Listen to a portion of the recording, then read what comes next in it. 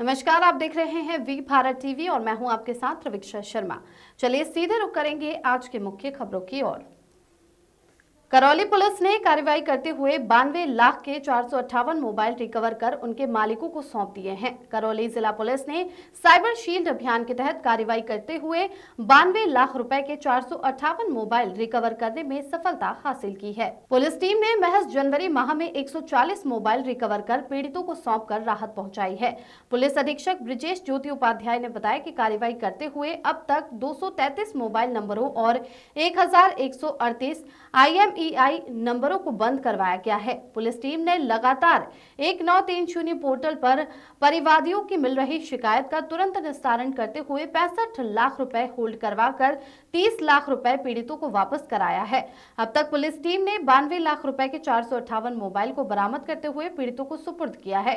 करौली की जनता ने पुलिस अधीक्षक ब्रिजेश ज्योति उपाध्याय व पुलिस विभाग को बधाई दी और शुभकामनाएं भी दी। अगली खबर, शहर के नेचुरोपैथी के प्रतिष्ठित चिकित्सक डॉक्टर PK सिंह को शहर के ही पुलिस इंस्पेक्टर द्वारा जान से मारने की धमकी देने और पुलिस द्वारा कोई कार्रवाई न होने पर वाटर वर्क्स स्थित होटल अतिथि वन पर प्रेस वार्ता कर चिकित्सक ने अपनी पीड़ा व्यक्त की। उन्होंने कहा कि थाना शाहगंज में 26 अक्टूबर 2023 को अर्चना विशेष पर अपराध के अंतर्गत मुकदमा दर्ज हुआ था। अभियुक्ता पुलिस इंस्पेक्टर विकास विशेष की सगी छोटी बहन है और दोनों भाई बहन ने मिलकर संगठित रूप से अपराध को अंजाम दिया है।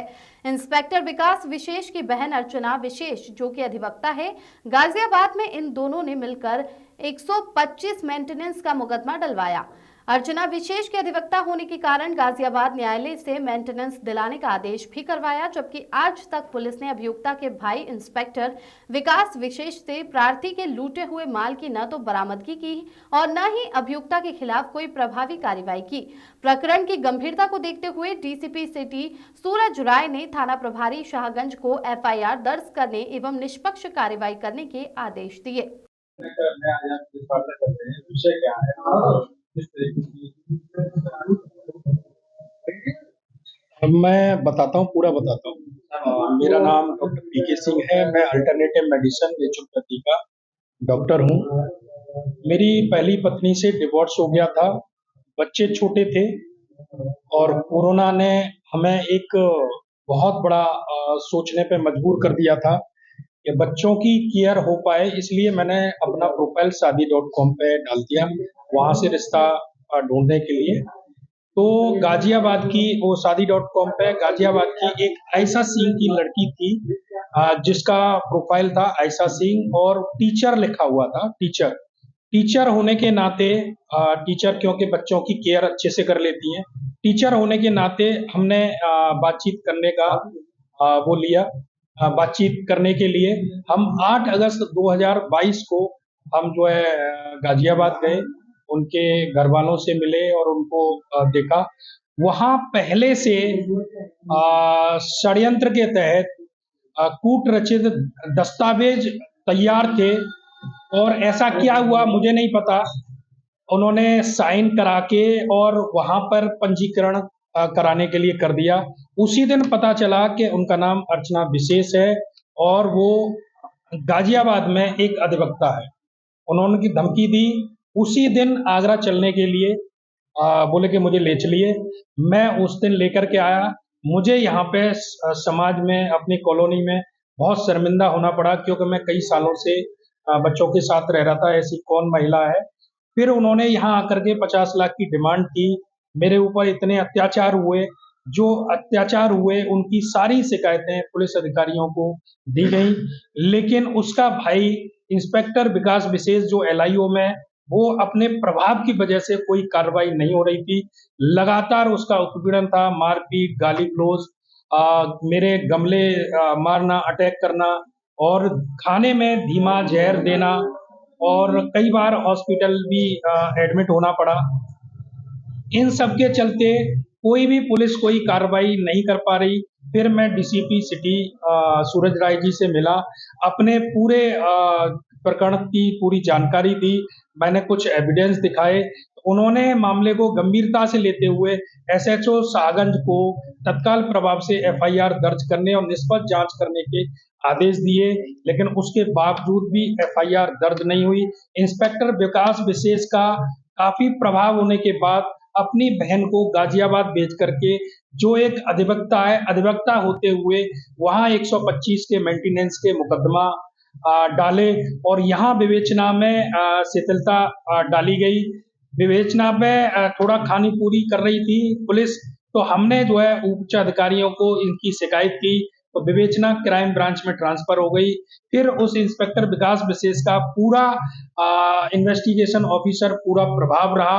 उन्होंने जो है अपने प्रभाव में निष्पक्ष जांच नहीं होने दी। उन्होंने गवाहों को और साक्ष्यों को मिटाया गया और इसकी शिकायत मैंने जब उच्च अधिकारियों से की तो उन्होंने मेरे को धमकी दी गई, कॉल किया, व्हाट्सएप कॉल किया, मैंने उठाया नहीं, तो व्हाट्सएप चैट के माध्यम से उन्होंने मुझे जान से मारकर खोद कर गाड़ने की माँ बहन की गाली। और उस दिन से मैं इतनी दहशत में हो गया।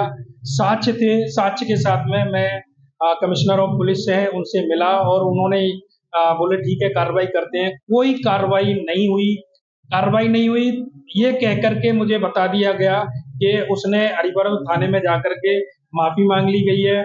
और जब मुझे नहीं मिला तो मैं माननीय न्यायालय सीजेएम कोर्ट में मैंने अपना प्रार्थना पत्र दिया, जो चैट थी, एविडेंस थे। मामले को गंभीरता से लेते हुए उन्होंने तत्काल एफआईआर दर्ज करने के आदेश दिए, फिर भी उसके बाद एफआईआर दर्ज नहीं हुई। मैं एसएचओ साहगंज से मिला, उन्होंने ये कहा कि अधिकारियों से मिलेंगे, मिलके बात करेंगे। मैं फिर अधिकारी डीसीपी सिटी सीपी आगरा से मिलने के लिए गया, उसके बावजूद भी एफआईआर दर्ज नहीं हुई। फिर माननीय न्यायालय पुनः रिमाइंडर अपना एप्लीकेशन लगाया गया। रिमाइंडर भेजने पर तब एफआईआर दर्ज हुई। तो उनका जब एफआईआर दर्ज हुई तो मामूली धाराओं में उन्होंने जो है दर्ज किया है और अभी काफी दिन हो चुके हैं, लगभग 15 दिन हो चुके हैं। अभी साहगंज पुलिस खाना पूरी करने में लगी हुई है। मैं इस समय बहुत दहशत में हूँ। फिर उसके बाद जिस प्रमाण पत्र के बदले उन्होंने एविडेंस 125 मेंटेनेंस का जो डाला था, वहां अधिवक्ता होने के नाते उन्होंने जो है अंतरिम पे आदेश करा लिए, वहां पैसा जमा करने के लिए किया गया है। मेरे ऊपर इतना धोखाधड़ी किया है। जिस प्रमाण पत्र से इन्होंने वहां पर वो किया था, शादी का फर्जी प्रमाण पत्र लिया था, माननीय हाई कोर्ट के आदेश पर जिन लोगों के फर्जी वो हैं उनके खिलाफ भी एफआईआर दर्ज हो गई है अभी हाल ही में धोखाधड़ी की जिस प्रमाण पत्र के बदले। और मैं इस समय इतना परेशान हूँ, मेरे को मानसिक और आर्थिक और सामाजिक तौर पर मैं जस्टिस चाहता हूँ। सबसे पहले तो अब उन्हें तत्काल प्रभाव से निलंबित किया जाए और आगरा से बाहर उनका कहीं ट्रांसफर किया जाए। और जो पिछली जो एफआईआर थी उसमें जिन बिंदुओं को छोड़ा गया है, जिन साक्ष्यों को, गवाहों को हटाया हुआ है और जिन धाराओं को उन्होंने बड़ी-बड़ी धाराओं को हटा दिया, उनको निष्पक्ष रूप से सत्यता के आधार पे उनको जोड़ा जाए। मैं ये नहीं कह रहा हूँ कि आपको गलत करना है। मेरे लिए जो मेरे साथ गलत हुआ है उससे निष्पक्ष रूप से उनको जोड़ा जाए। और मैं ये कहना चाह रहा हूँ, जब से मुझे धमकी मिली है जान से मारने की, तब से मैं दहशत में हूँ। मेरी आर्थिक स्थिति इतनी नहीं है कि मुझे वहां पे मेंटेनेंस भी देना पड़े, क्योंकि समाज में इतनी उन्होंने जो है मेरी बदनामी की है। उसके साथ साथ अगर मेरे को जस्टिस अगर नहीं मिला तो मुझे बच्चों को साथ लेकर के मुझे आत्महत्या करने के लिए मजबूर होना पड़ेगा।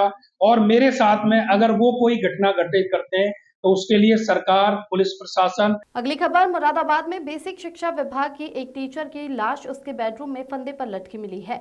शिक्षिका की 4 साल की बेटी ने अपनी नानी को वीडियो कॉल करके फंदे पर लटकी मां की लाश दिखाई। बच्ची ने नानी से कहा, मां कुछ बोल नहीं रही है।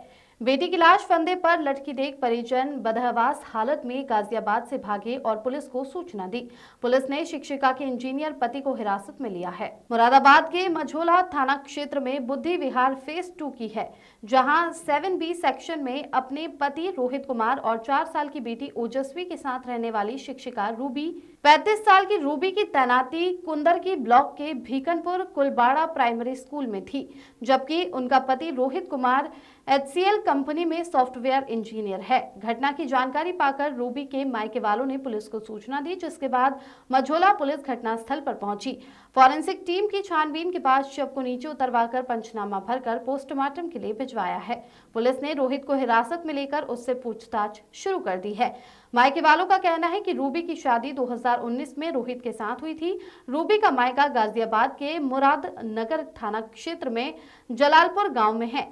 रोहित काफी समय से वर्क फ्रॉम होम कर रहा था। शिक्षिका के मायके वालों ने आरोप लगाया कि रोहित पैसों को लेकर आए दिन रूबी को प्रेशर बनाता था।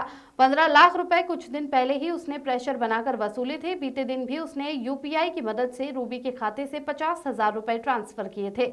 इसी बात को लेकर दोनों में झगड़ा था।